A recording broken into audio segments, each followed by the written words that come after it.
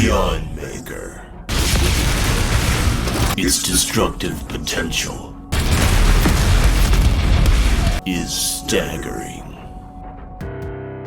In the months following the release of Doom Eternal, I had several conversations with players discussing the uses of the Unmaykr, the alternate superweapon to the BFG that you unlock by completing the 6 Slayer Gate combat challenges hidden throughout the campaign. I think players were pretty much universally disappointed in this weapon because it just didn't feel devastatingly powerful enough to be a good reward for completing all those challenges, and the regular BFG feels like such a better weapon to use anyway. With the release of the Ancient Gods expansion Part 1, the Unmaykr fits in much nicer with the flow of combat, similarly to how underappreciated mods like Remote Detonation, Full Auto, and Microwave Beam are also more effectively integrated. First, what is the Unmaykr, and how is it different from the BFG? Both weapons share an ammo pool of Argent Energy, which is refilled by picking up these BFG cells. Each cell is 30 with a max ammo count of 60. The BFG fires a high-powered energy orb that floats across the battlefield, either colliding with enemies or flying over and releasing its energy tendrils to stun enemies and drain their life. Each shot costs 30 cells. The Unmaykr concentrates BFG ammo into a spread beam that can be sprayed into a crowd or focused up close on a large enemy. It's rapid automatic fire, with each wave costing 1 BFG round. The Unmaykr actually does more damage than the BFG, and since you can be more selective with your shots, you can save BFG ammo by just focusing your fire on what needs it. So why don't people use it? I think it's for 3 reasons. First, on your initial playthrough of Doom Eternal, you're probably not very good yet, and unlocking a super weapon on level 9 that has to be used tactically in a game that's getting insane simply doesn't have the appeal and the strength of the BFG, which can be so easily used and saves your ass in a panic situation. Second, the game gives you a good amount of BFG ammo, so being ammo efficient with the Unmaykr doesn't feel too important. And third, the Unmaykr really only helps in focusing down a large enemy that you want to kill quickly. And Doom Eternal just doesn't throw that many super heavy units at you. The arenas are fairly spacious, and you can generally keep away from a big guy if you're not ready to deal with him yet. And it feels like a waste using it on single heavy units when they may be really skinny or constantly moving around so you feel like half your shots are missing anyway. Besides, if you need to take down a single threat, you have the Crucible, which has plenty of charges spread across the later levels. The Unmaykr is still a good weapon, and I love the design, it just feels a bit out of place. In the Ancient Gods, however, it's a different story, because all of those factors have changed. Many players are coming into this expansion with anywhere from a decent understanding of the combat to full-on mastery of it. The BFG isn't as heavily relied on for panic situations and last-second saves, so it doesn't feel like such a big deal to not be using it. The game is also throwing a lot more super heavies at you this time. This arena in the Holt spawns 3 Barons of Hell at the same time. There are 8 Barons and 5 Tyrants in the first level, and that's not including the Slayer Gate. These super heavy demons don't die to an aerial BFG or a direct shot. The BFG tendrils do stun them, which opens them up to additional weapons, but arena design has an effect here too.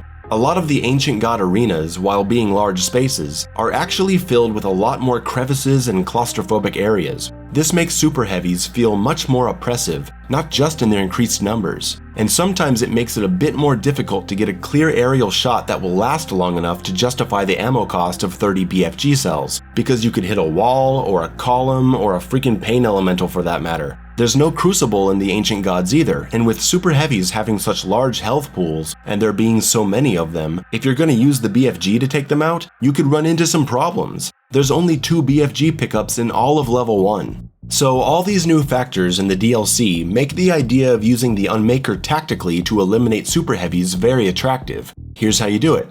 Freeze the Baron, shoot him with 7 rounds of Unmaykr, super shotgun, ballista, he's dead. Wow, that was easy, wasn't it? Ice Bomb, Rocket, Unmaykr, Full Auto for 9 free shells, and more importantly, style points.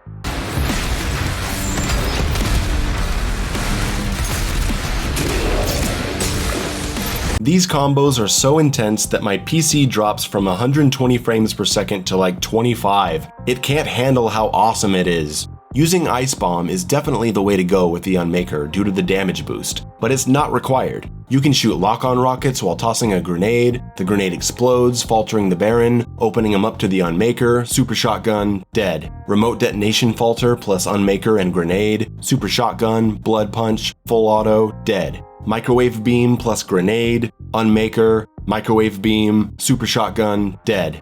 I also love using the Unmaykr against a Pain Elemental to take him out quickly. The Tyrants can be taken out similarly, but maybe you'll want to empty a few more rounds into them, like 10, 12, 15 if you're really going in. You can back off with a rocket and energy shield at the end to finish the job. Again, Ice Bomb is the key. A frozen Tyrant goes down in 6 or 7 blasts from the Unmaykr, Super Shotgun Ballista, and whatever ender you put on it. As I was putting together ideas for this video, the big question in my mind was, can I kill every single Baron and Tyrant this way and still never run out of BFG ammo? Are Unmaykr combos really that ammo efficient even with the increased number of super heavies? Well, yes, I tested it. I played the entire DLC campaign, killing every single Baron and Tyrant with Unmaykr combos. I never ran out of ammo, and I still went into the final boss with full BFG. Of course, this is because I picked up every BFG cell in the game. If you want a guide on how to find every hidden BFG in the DLC, watch Alston's video on it, which will be linked below. The Unmaykr can also be used in Marauder one-cycle combos. If you interrupt him with the Ballista or the Arbalest mod and then immediately start throwing grenades and switch to the Unmaykr, you'll lock him into place with the explosions and he'll die with as few as 12 rounds. It's a pretty good deal and it's very fast.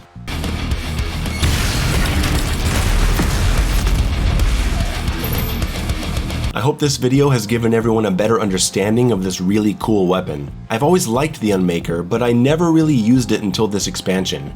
If this is your first time viewing one of my videos, I have a bunch more that dive into design theory, weapon mods, the faltering system, and I invite you to spend some time on my channel and look around. I think it's really interesting how weapon balance and functionality shifts in this game depending on what the combat encounters are like. They didn't need to change the weapons, they just put you in new situations where more weapons have the opportunity to shine, and that's awesome. I'm using Destroyer Blade more, Energy Shield is saving me in chaotic situations, more heavy units in tight spaces provide more openings for full auto, and though I know some people don't like having to switch to the Microwave Beam for the spirits, I'm definitely seeing some players start to incorporate Microwave Beam into their gameplay as a result, and I think that's pretty cool. So start experimenting. There's more than one way to play this game. You can be a good player and have fun with strategies that aren't the absolutely most efficient and fast. And if you incorporate the Unmaykr into your gameplay, I think you'll enjoy it. Just watch out for those frame rate dips, and make sure that when you load a checkpoint that you set up the Unmaykr, because sometimes the button will reset to the BFG and then you'll go to fire the Unmaykr and you'll get the BFG instead. Thanks for watching. It's been a really busy time these past few weeks with so much Doom Eternal stuff to talk about.